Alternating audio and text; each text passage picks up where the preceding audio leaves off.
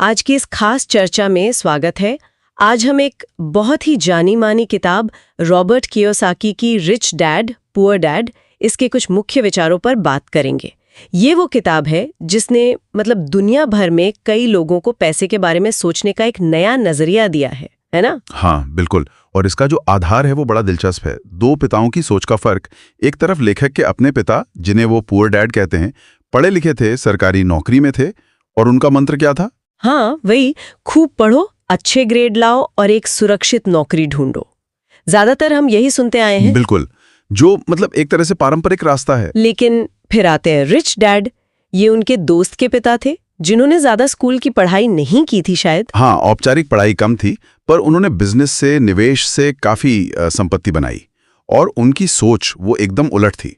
क्या थी उनकी सोच? उनका सिद्धांत था, भाई पैसे के लिए काम मत करो, पैसे को अपने लिए काम करने दो। अच्छा, ये तो बिल्कुल उल्टा है। हाँ, और यही जो बुनियादी फर्क है ना, इसी पर पूरी किताब टिकी हुई है। ये हमारी जो पारंपरिक सोच है शिक्षा और करियर को लेकर, उस पर एक बड़ा सवाल खड़ा करती है। और यहीं पर मुझे लगता है वो फाइनेंशियल लिटरेसी यानी वित्तीय साक्षरता की बात आती है। किताब कहती है कि स्कूल हमें कमाना तो सिखाते हैं शायद, पर पैसे को संभालना, उसे बढ़ाना वो नहीं सिखाते। सही कहा।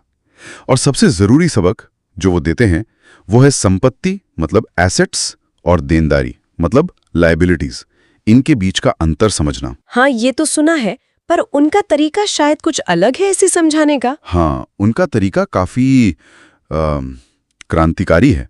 आमतौर पर हम घर को, गाड़ी को संपत्ति मानते हैं, लेकिन कियोसाकी कहते हैं संपत्ति सिर्फ वो है जो आपकी जेब में पैसा डाले, जैसे किराए पर दिया घर या शेयर से मिलने वाला डिविडेंड। और देनदारी? देनदारी वो है जो आपकी जेब से पैसा निकाले। तो इसका मतलब ये हुआ कि जिस घर में हम रहते हैं, जिसकी हम ईएमआई भरते हैं, मेंटेनेंस देते हैं, वो असल में एक देनदारी है, संपत्ति नहीं। उनके हिसाब से हाँ, जब तक वो आपकी जेब से पैसा निकाल रहा है वो देनदारी है। ये बात थोड़ी चौंकाने वाली लगती है ना? हाँ, ये तो है। पारंपरिक सोच से एकदम अलग। बिल्कुल। वो कहते हैं कि घर संपत्ति तब बनता है जब वो आपको आय देना शुरू कर दे, शायद उसका कोई हिस्सा किराए पे उठा दिया या कुछ और इसी सोच के आधार पर वो कहते हैं कि नौकरी की सुरक्षा के पीछे भागने से बेहतर है अपना बिजनेस बनाने या निवेश करने पर ध्यान दो। अपनी मानसिकता को बदलने की बात है। एक कर्मचारी वाली सोच से निकलकर एक निवेशक या मालिक वाली सोच अपनाना। एग्जैक्टली। सिर्फ एक तनख्वाह पर टिके रहने के बजाय आय के कई स्रोत बनाने की कोशिश करना। लेकिन इसमें तो डर भी लगता होगा ना? नौकरी जाने का डर या निवेश में पैसा डूबने का डर? बिल्कुल लगता है, और किताब इसी पर बात करती है। डर और लालच, ये दो भावनाएं हैं जो अक्सर हमारे पैसे से जुड़े फैसलों पर हावी हो जाती हैं। अमीर पिता यही सिखाते हैं कि इन भावनाओं को समझो और उन पर काबू पाओ। कैसे? ये कि जानकारी के आधार पर फैसले लो, ठंडे दिमाग से, भावनाओं में बहकर नहीं। अमीर लोग कैलकुलेटेड रिस्क लेते हैं, वो जुआ नहीं खेलते। अच्छा, ये दिलचस्प है। और किताब सिर्फ सोच बदलने को ही नहीं कहती, शायद कुछ हुनर सीखने पर भी जोर देती है। हाँ, सही कहा।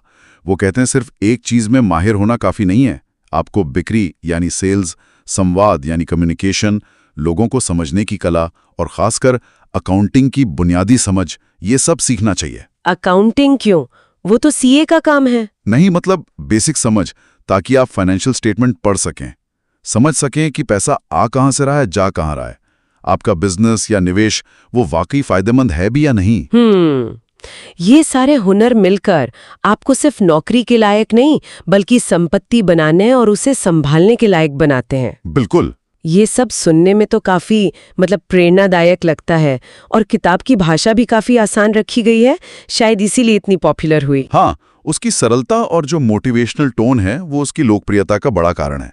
लेकिन देखिए, इसकी कुछ सीमाएं भी हैं जिन पर बात होनी चाहिए। जैसे आलोचक कहते हैं कि इसमें दी गई कुछ सलाहें, खासकर अपना बिजनेस शुरू करना या रियल एस्टेट में बड़ा निवेश करना, ये शायद हर किसी के लिए, खासकर जिनके पास शुरुआती पूंजी नहीं है, उनके लिए तुरंत करना प्रैक्टिकल ना हो। हाँ, ये बात तो है। और शायद निवेश से जुड़े जो जोखिम है, जो रिस्क हैं, उन पर उतनी गहराई से बात नहीं की गई है। ज्यादा फोकस मुनाफे पर लगता है। ये भी एक बहुत वैलिड पॉइंट है। किताब प्रेरणा तो देती है, पर इसे एक कंप्लीट गाइड मान लेना शायद ठीक नहीं।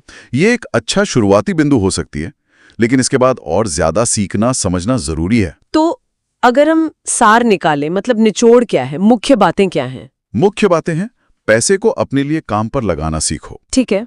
असली संपत्ति जो आय दे और देनदारी जो खर्च कराए, इसके फर्क को समझो। अपनी वित्तीय जानकारी, अपनी फाइनेंशियल लिटरेसी लगातार बढ़ाते रहो। और सिर्फ नौकरी वाली मानसिकता से बाहर निकलो, निवेश के बारे में, बिजनेस के बारे में सोचो। बिल्कुल। तो ये किताब एक तरह से हमें सोचने पर मजबूर करती है कि जो रास्ता हमें सिखाया गया है, क्या वही एकमात्र रास्ता है? हाँ, ये हमारी कंडीशनिंग पर सवाल उठाती है।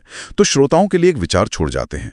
अगर कियोसाकी सही है कि पारंपरिक शिक्षा और सुरक्षित नौकरी ये वित्तीय आज़ादी की गारंटी नहीं है, तो आज के इस बदलते दौर में अपनी वित्तीय स्वतंत्रता की यात्रा शुरू करने के लिए पहला सबसे प्रैक्टिकल कदम क्या हो सकता है? ये सोचने वाली